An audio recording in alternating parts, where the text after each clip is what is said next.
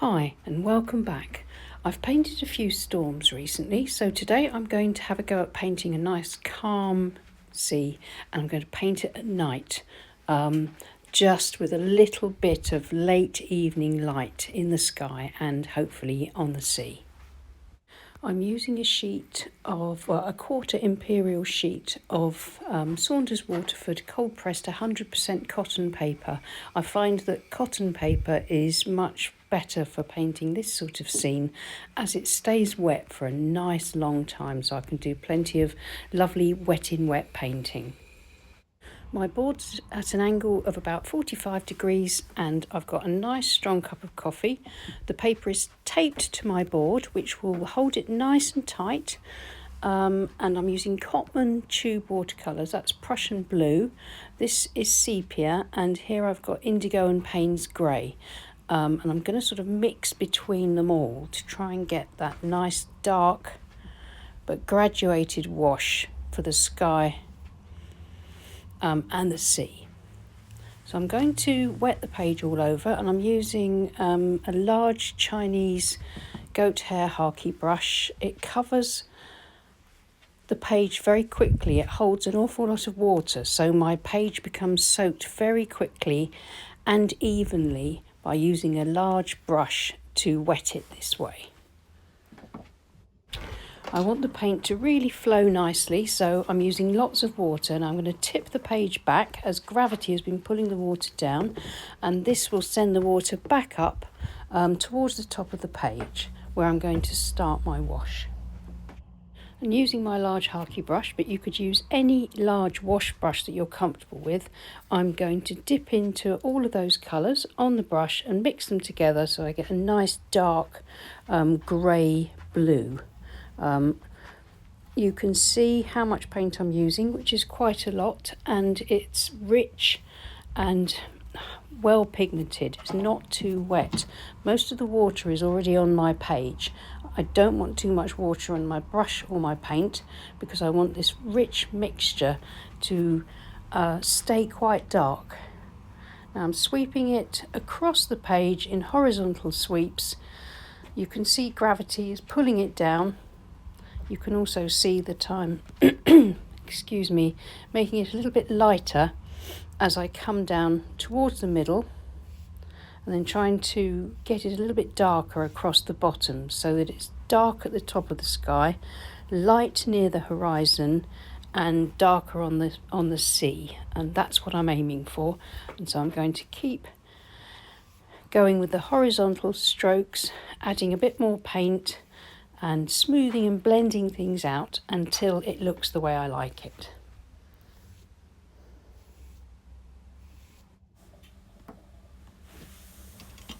I'm going to turn my board round, and now the paint will flow down from the top towards the bottom as it's still very wet. But I think I've lost a bit of the darkness that I wanted across the top, so I'm going to add a bit more of the same sort of mixture. This time I think I'm going to go quite heavy on the Payne's grey. The cotton paper is still very, very wet from where I thoroughly soaked it, so I'm still fine to do this. I shouldn't get any nasty marks. There's a sheen across the whole of the paper, and it's perfectly wet and still lovely for this sort of wet in wet work. Just turning it on its side again, just to get that paint sort of running across the page more evenly using this wet in wet diffusion. And now I've laid it flat because it's about where I want it to be, and so I can let it dry now. One thing I'm going to do is take a small Pro Art Ron Ranson hake brush, and it's clean and it's damp, and I'm going to take out a little bit of a horizon line. The damp brush is lifting off the paint, and that just gives me a little bit of light across the horizon. I might put a bit more in later, but for now I'm just going to leave that like that, because I quite like the way it's diffused over on the horizon into the sky there. I might do a headland. Now I'm going to leave it alone and let it completely dry. It's now completely dry and I'm very happy with it. It was very important that I stepped away from it and left it alone and didn't touch it and just let it dry completely. With a wash like this, anything, any marks that you make on it could spoil the transparency and the cleanness of this wash.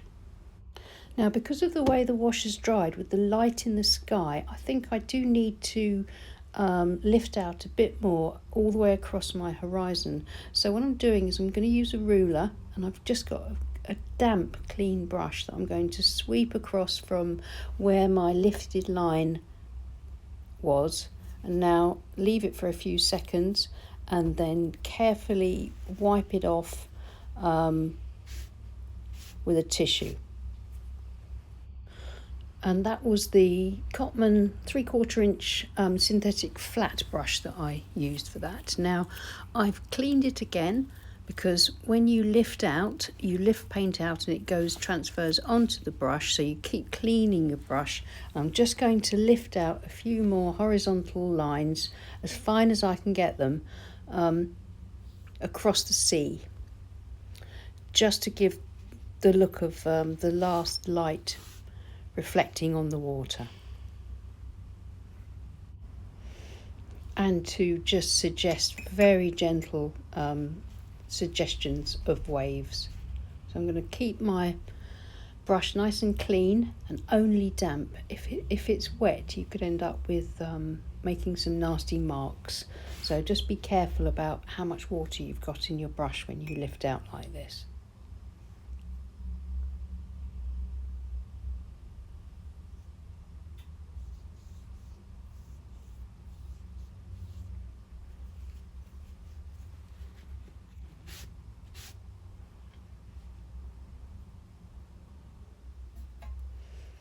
Now I'm going to mix together a nice rich mixture of all those colours, sort of very blue-grey, almost black, and I'm going to now put in some low lights across the front of the water, in between the highlights that I've lifted out.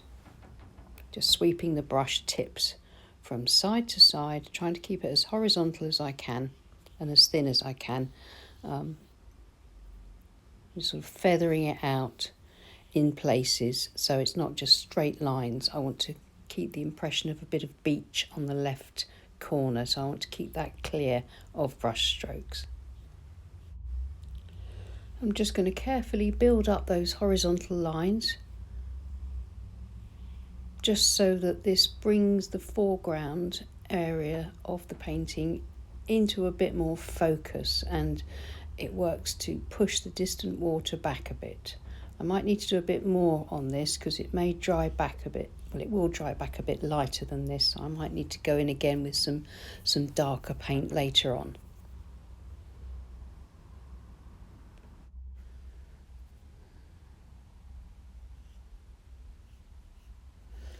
And as I run out of paint on my brush, then I can brush in some slightly paler paint a little bit further back.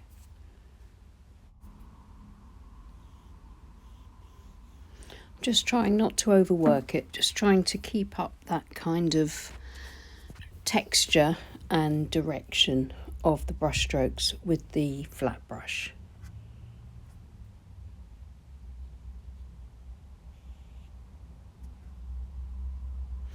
Now I'm going to mix up more of that dark mixture, of a mixture of all the colours all together, and I'm going to use the 3/4 inch flat brush and a ruler across the horizon line. I'm just going to try to put in a small headland. I'm going to use the ruler because it will help me to keep this line for the headland, the horizon line area, help me to keep it straight.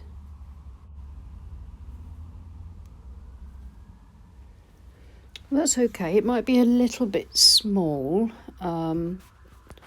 Just going to soften it off underneath with a small squirrel mop, a damp small squirrel mop. And then I'll see how it looks once I've just softened slightly that edge in. Now I've lost my highlight, so I'm just going to take my flat brush and wash it out and wipe it dry again, and just carefully run it along underneath the headland and just lift out another sort of water line. Just, I think the highlight looks quite nice across there.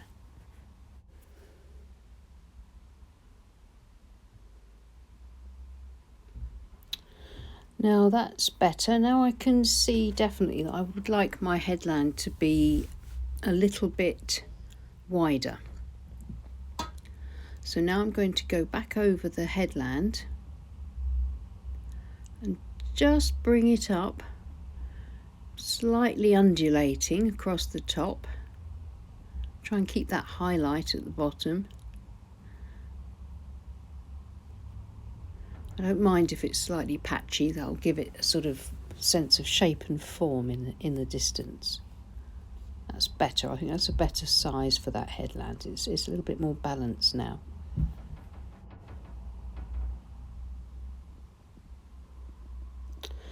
Yeah, that's better. Now I'm just going to carefully soften that back just a little bit across the bottom, being careful to preserve that highlight again.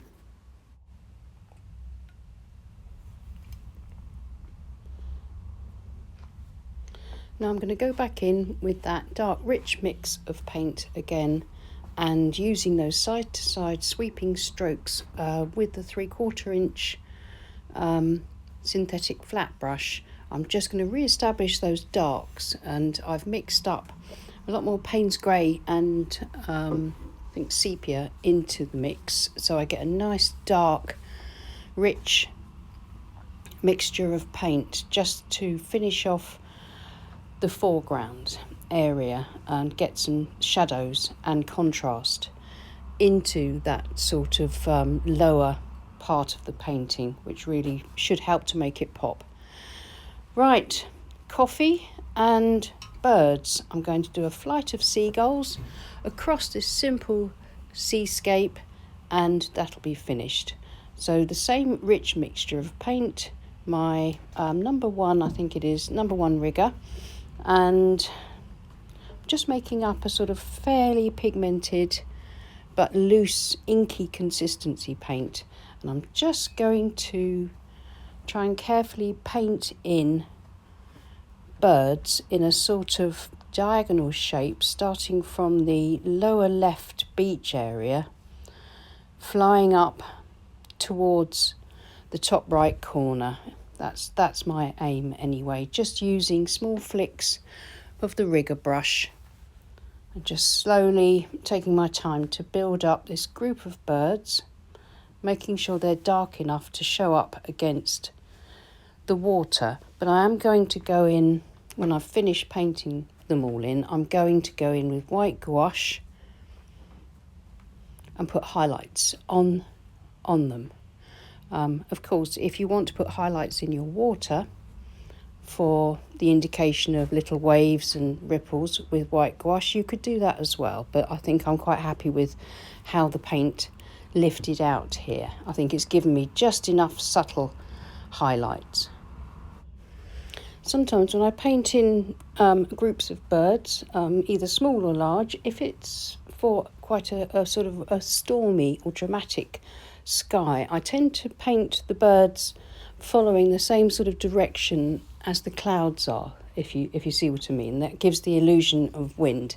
But here it's quite a peaceful, calm sea and sky, so I'm keeping my birds fairly flat, if you know what I mean. They're not sort of on the diagonal as if they're wheeling into the wind, and I think this helps to give the illusion of that sort of calm, peaceful atmosphere to the painting.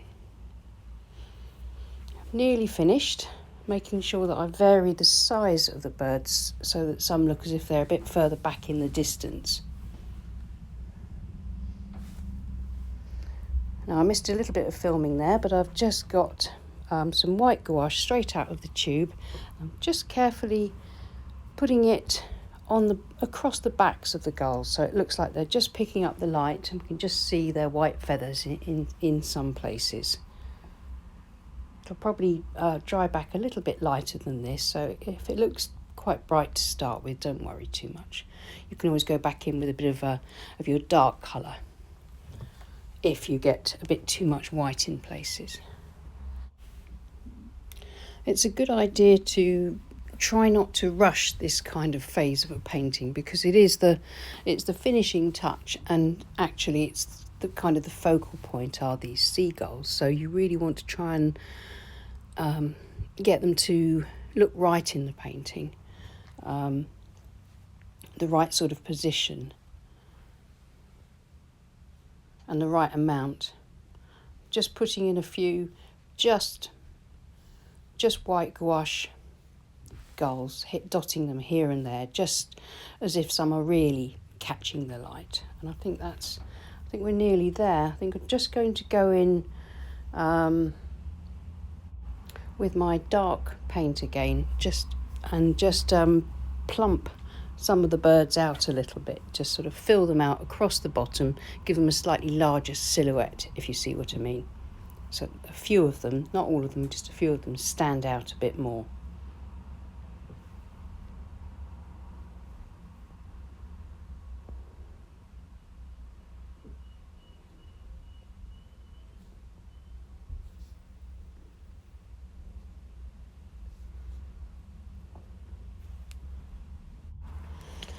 Well, I think that's it, finished. Let's take off the tape and have a look. Tear the tape off pulling it away from the painting, so that if it was to tear, it won't actually tear into your painting.